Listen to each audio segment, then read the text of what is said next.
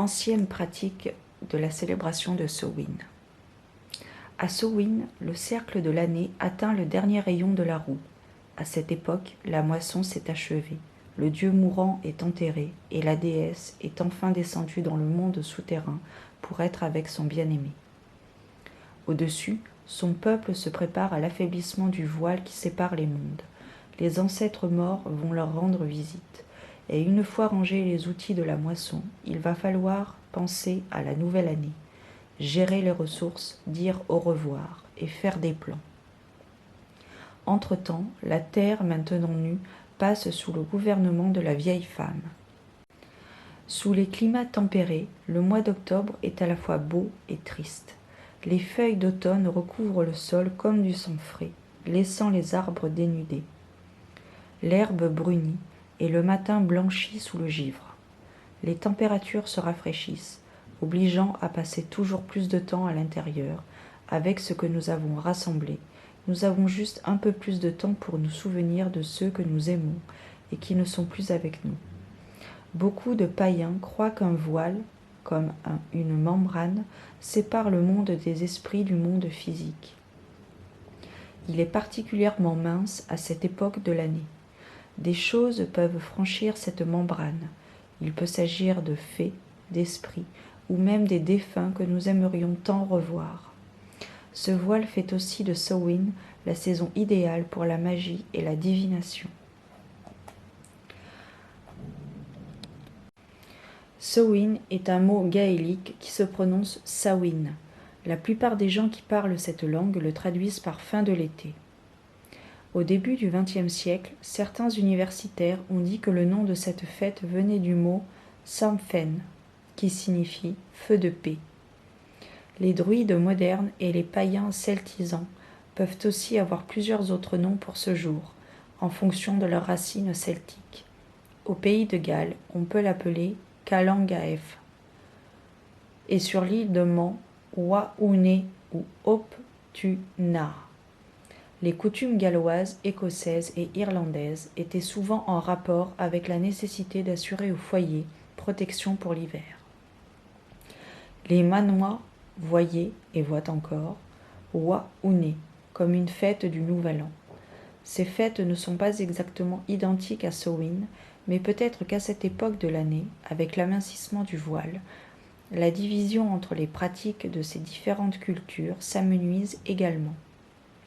Pour les païens modernes, tous ces vieux festivals encore vivaces donnent du sens à leur propre célébration.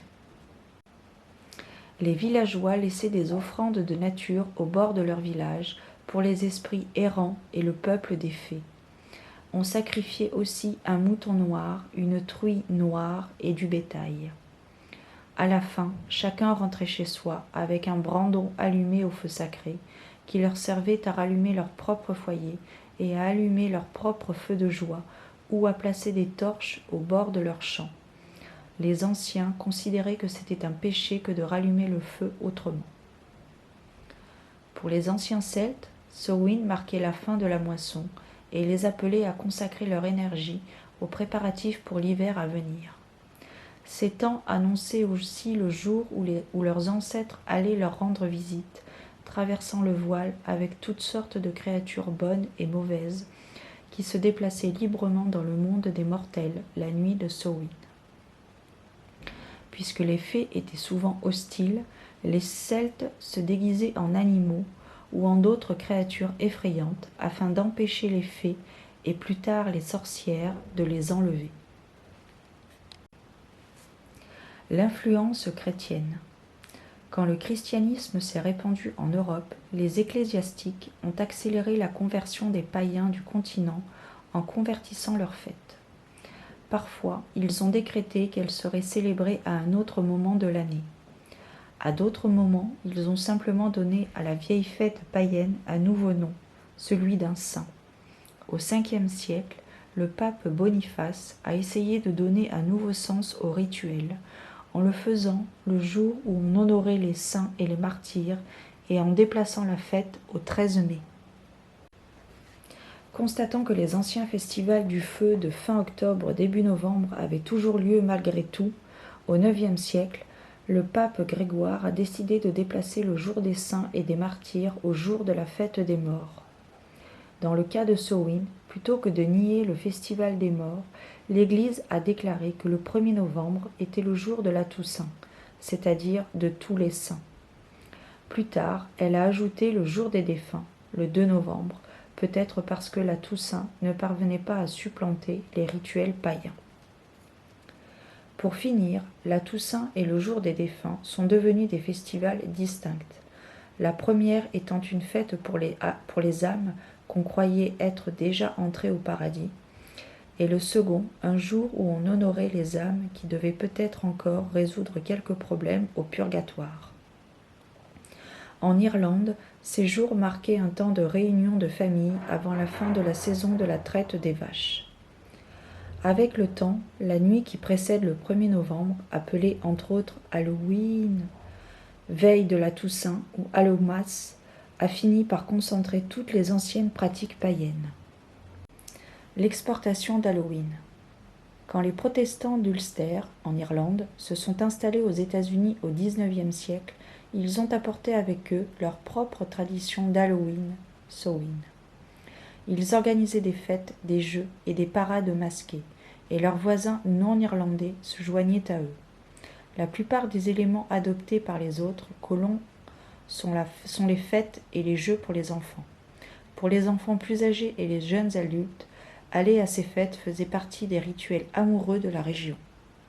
Au cours des années 1930, la tradition des farces d'Halloween est devenue un problème majeur et dispendieux pour de nombreuses communautés américaines.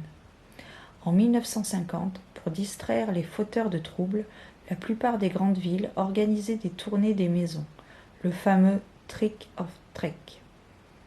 On mange ou on se venge. Pour éviter les mauvais tours, les occupants de la maison offraient des friandises aux visiteurs. Comme événement commercial, Halloween a décollé aux États-Unis vers 1970, quand il a cessé d'être une fête pour distraire les enfants et est devenu une fête laïque pour tout le monde. À New York, les membres de la communauté LGBT ont adopté cette fête comme un jour où ils pouvaient être eux-mêmes.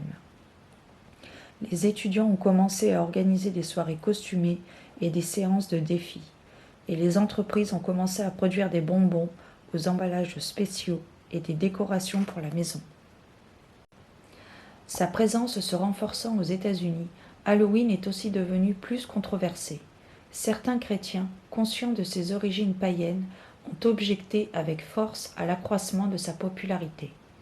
Dans les zones rurales, les gens désignaient intentionnellement la nuit d'Halloween comme la nuit des mendiants, car ils voyaient la coutume du porte-à-porte comme une forme de mendicité, voire d'extorsion. Les farces traditionnelles ne sont le plus souvent que des destructions gratuites. Les vandales ne font preuve d'aucune créativité et elles sont coûteuses pour les victimes. Le retour de Samhain. En réalité, Samhain n'a pas disparu, il a plutôt changé de visage. En 1980, avec le développement du mouvement païen en Amérique du Nord et du mouvement de sorcellerie traditionnelle au Royaume-Uni, un plus grand nombre de gens a commencé à organiser des célébrations plus sérieuses et plus solennelles le 31 octobre ou à la pleine lune la plus proche. Au Royaume-Uni, bien des gens n'avaient jamais vraiment cessé de pratiquer les vieilles traditions de Samhain, qui étaient intégrées dans la culture populaire de leur communauté. De nos jours, les païens qui observent cette fête en pratiquent souvent des versions modernisées, avec films d'horreur, tournées des maisons et sculptures de citrouilles. D'autres préfèrent une observance plus solennelle. Beaucoup de traditions spécifiques du paganisme peuvent aussi avoir pour ce jour-là des règles qui leur sont propres.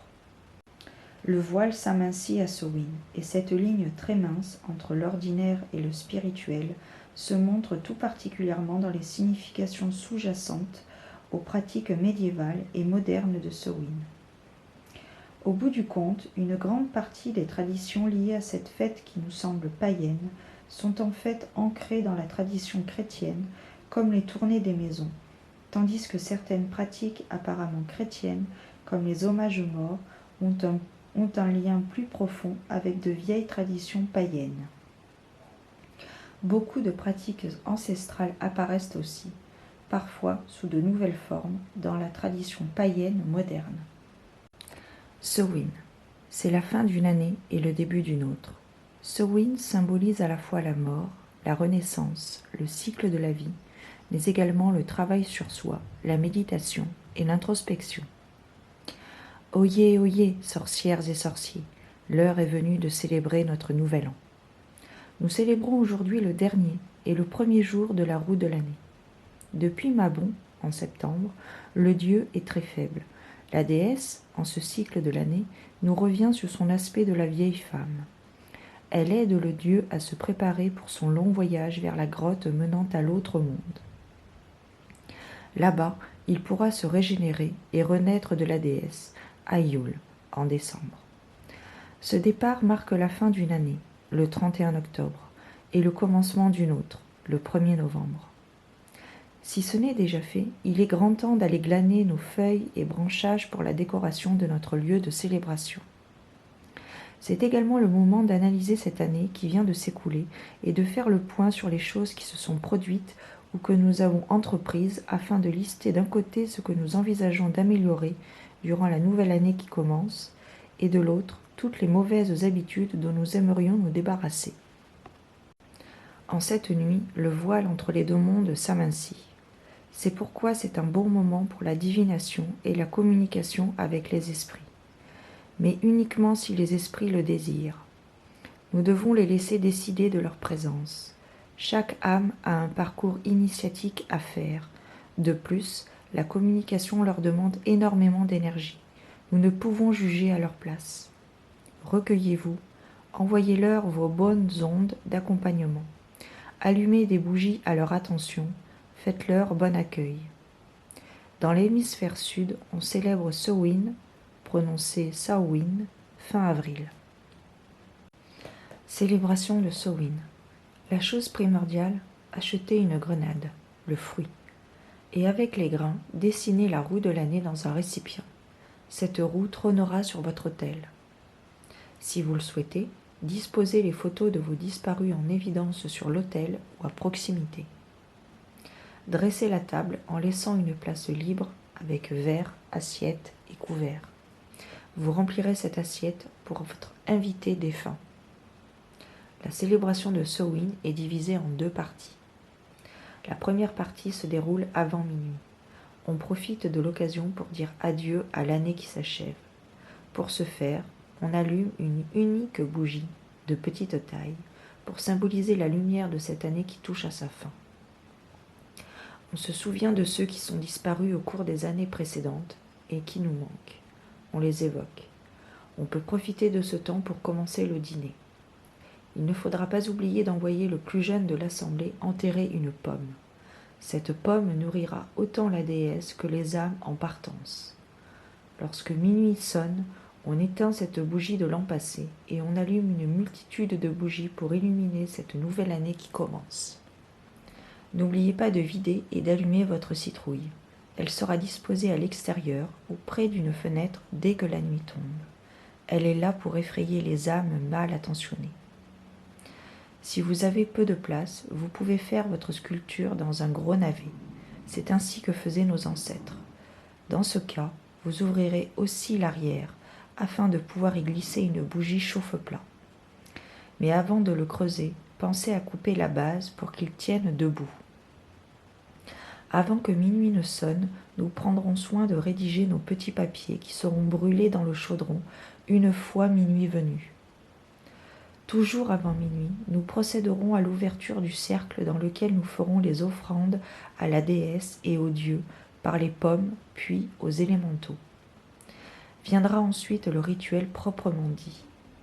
Une fois que tout ceci aura été fait, vous disposerez les différentes bougies que vous allumerez après la fin de votre célébration, dès que minuit sonnera.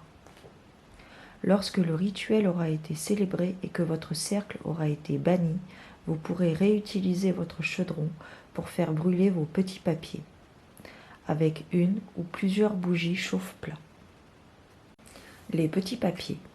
Si l'on n'en a pas fait tout au long de l'année, on écrira sur des petits papiers, destinées à être brûlées, les choses concernant notre comportement ou nos mauvaises habitudes que l'on souhaite faire disparaître. Pensez à vraiment rédiger des choses qui vous concernent. Par exemple, les gens jugent tout ce que vous faites et cela vous affecte. Ne dites pas « je ne veux plus qu'on me juge », mais dites « je ne veux plus être affecté lorsque l'on me juge ». Cette demande est tournée de façon à vous rendre plus fort par rapport à quelque chose qui vous touche, mais vous n'avez inclus personne d'autre que vous. Pour arrêter de fumer, vous n'écrirez pas « je veux arrêter de fumer », mais « je ne veux plus continuer à fumer ». Tous ces rejets de choses nous concernant devraient être rédigés en commençant par « je ne veux plus ».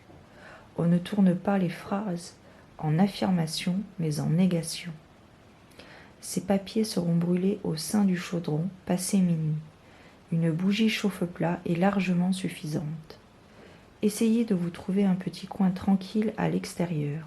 Il y a parfois des demandes qui font augmenter les flammes d'une manière spectaculaire. Chaque personne participante peut faire brûler autant de petits papiers qu'elle le souhaite. On inscrit une seule chose par petit papier. Si vous êtes plusieurs à célébrer ensemble, faites brûler un de vos papiers chacun votre tour. Au moment où vous vous apprêtez à mettre votre demande à la flambée, regardez ce que vous avez écrit, histoire de vous imprégner de votre demande et de vous connecter à la flamme qui va dévorer cette chose dont vous ne voulez plus. Vous assistez à une destruction consentante. Personne n'est censé dire aux autres ce qu'il a écrit. Ce sont des demandes personnelles. Après, libre à vous de les partager ou non. Les offrandes. Près de l'autel, ou sur l'autel même, si vous en avez la place, vous disposerez des noix, des pommes de pin, des feuilles mortes et surtout des pommes. Vous pouvez en disposer quelques-unes au pied de l'autel et accompagner votre geste de la déclamation suivante. J'offre ces fruits qui sont passés avant moi et qui tiennent leur magie de cette terre. Prenez un grain de grenade qui forme la roue et mangez-le. En cette nuit de Samhain, je souligne ton passage du couchant au pays de l'éternelle jeunesse, roi soleil. Je souligne aussi la disparition de ceux qui nous ont précédés et de ceux qui nous suivront dans la mort. Gracieuse déesse, mère éternelle, toi qui enfantes ce qui est déchu, n'oublie jamais de me rappeler que dans la plus profonde obscurité, une lumière incandescente brillera toujours pour me guider. Lorsque la nuit sera tombée, le membre le plus jeune de l'assemblée ira enterrer une pomme pour nourrir la terre. Si le froid est déjà bien présent, rien n'empêche de préparer le trou avant la tombée de la nuit. Ce sera alors plus facile de l'enterrer et de le recouvrir. Et, toujours pareil, si vous n'avez pas de jardin, reproduisez au mieux que vous pourrez les choses de façon symbolique. Prenez un pot de fleurs dans lequel vous aurez mis de la terre et enfouissez-y la pomme le moment venu. Vous pourriez tout aussi bien aller l'enfouir dans les espaces verts de votre résidence. Cela ne nuit pas à la nature. Pour les élémentaux, vous prévoirez également une offrande, un charbon ou des allumettes neuves pour les salamandres, une plume ou des rubans pour les sylphes, un coquillage ou un galet pour les ondines et une petite branchette ou de la mousse pour les gnomes. Les runes adaptées à Samhain sont Agalaz, Nodis, Wungo. Récapitulatif pour célébrer en bonne et due forme Samhain. Les symboliques. La pomme représente l'immortalité de la déesse. En déposez une sur l'autel. Le clou de girofle sert à la divination. Rajoutez-en un écrasé dans l'encens lors de la séance. La myrrhe, encens pour la spiritualité et la protection. Le cèdre, encens pour la purification et la protection. La grenade symbolise la descente de l'âme dans le monde souterrain. On se sert de ces grains pour tracer la roue de l'année dans une assiette. Pour notre invité défunt, une assiette de plus à table qu'on ne négligera pas de remplir. La fin du repas venu, Cette assiette sera déposée sur le rebord d'une fenêtre pour les âmes. Vous y ajouterez une bougie chauffe-plat pour éclairer leur route. À mettre sur l'autel, une bougie blanche, une coupe d'eau de source, une petite assiette plus morceaux de pain, un verre de vin, une pomme, des noix, du sel consacré, de l'encens plus charbon scié en grains, votre pentacle, la lame 13 de votre jeu de tarot, votre atamé ou baguette, l'assiette avec la roue de l'année, des feuilles rougies par l'automne, une obsidienne ou tourmaline et des photos de vos défunts. Côté chaudron, une bougie vert foncé, ronde et courte, une bougie blanche, une bougie orange, une bougie noire, plus des bougies chauffe-plat. En offrande, des pommes au pied de l'autel, du charbon ou des allumettes pour les salamandres, des plumes ou rubans pour les sylphes, du coquillage et des galets pour les ondines et de la mousse ou branchette pour les gnomes. Recette de gâteau pour Halloween, Samhain. Le gâteau des âmes. Dans les îles britanniques, lors de la nuit de Samhain, les pauvres allaient souvent quémander de l'aide auprès des maisons plus prospères. Nourriture, argent et prières. Et souvent, ils offraient des prières en retour. Les gens qu'ils allaient voir leur offraient souvent un gâteau des âmes en guise de paiement pour les prières et les bénédictions offertes à leurs défunts. Ce biscuit sec viendra agrémenter un éventuel repas muet. Ingrédients: 3 œufs ou, en remplacement des œufs, une demi-banane ou un petit pot de compote, 250 g de farine que l'on peut remplacer par de la farine d'amande ou d'avoine, une demi-cuillère à café de cannelle, une demi-cuillère à café de muscade, une demi-cuillère à café de sel, 120 ml de lait végétal ou lait de vache, à contrario, 100 g de sucre en poudre ou 120 ml de sirop d'érable, 110 g de beurre ou margarine et 75 g de raisins secs. Préchauffez votre four à 200 degrés. Battez un œuf et réservez. Dans un petit saladier, mélangez la farine et les épices. Dans une sauteuse, faites chauffer le lait jusqu'à ce qu'il soit chaud au toucher. Mixez ensuite le sucre et le beurre pour obtenir une crème lisse. Ajoutez les jaunes des 2 œufs qui restent et mélangez bien. Ajoutez la farine et pétrissez jusqu'à ce que le mélange s'émiette. Ajoutez le lait peu à peu jusqu'à obtenir une pâte lisse. Mettez la pâte sur une surface plane et propre et pétrissez-la bien. Faites-en un cylindre, puis découpez-le en tranches d'environ 1 cm d'épaisseur. Posez-les sur une plaque de cuisson et badigeonnez avec l'œuf battu. Faites cuire pendant 15 minutes jusqu'à ce que le gâteau soit brun doré. Les crêpes, ou plus communément appelées en Irlande, grindle cakes. Les Irlandais servaient souvent à Samhain un genre particulier de crêpes appelées grindle cakes. Elles s'accordent bien avec du sirop et du beurre fondu. Ingrédients: 250 g de farine, les 3/4 de cuillère à café de poudre à lever, une demi-cuillère à café de sel, 250 ml de lait entier ou de yaourt et de l'huile de tournesol. Mélangez tous les ingrédients et remuez bien avec une fourchette pour obtenir une poudre très fine. Ajoutez le lait ou le yaourt peu à peu jusqu'à former une pâte. Faites-en des disques de 5 cm de diamètre et de 1 cm d'épaisseur environ. Faites frire dans une cuillère à soupe d'huile de tournesol dans une poêle à feu moyen. Assurez-vous de les faire bien cuire des 2 côtés. Lamb's Wool. On peut considérer que cette boisson est la réponse écossaise à la sangria. Si le goût peut varier en fonction des préférences d'une région à l'autre de la Grande-Bretagne, le Lamb's Wool se compose normalement d'une partie de bière pour une partie de cidre, chauffée avec les épices disponibles. Si vous avez une mijoteuse ou même un faitout sur votre feu, vous pouvez essayer d'en faire vous-même. Ingrédients: bière légère, cidre, une cuillère à café de clous de girofle, une cuillère à café de cannelle. Mélangez la bière et le cidre, ajoutez les épices, faites frémir, servez chaud. Prière de Samhain, avant minuit et avant le repas.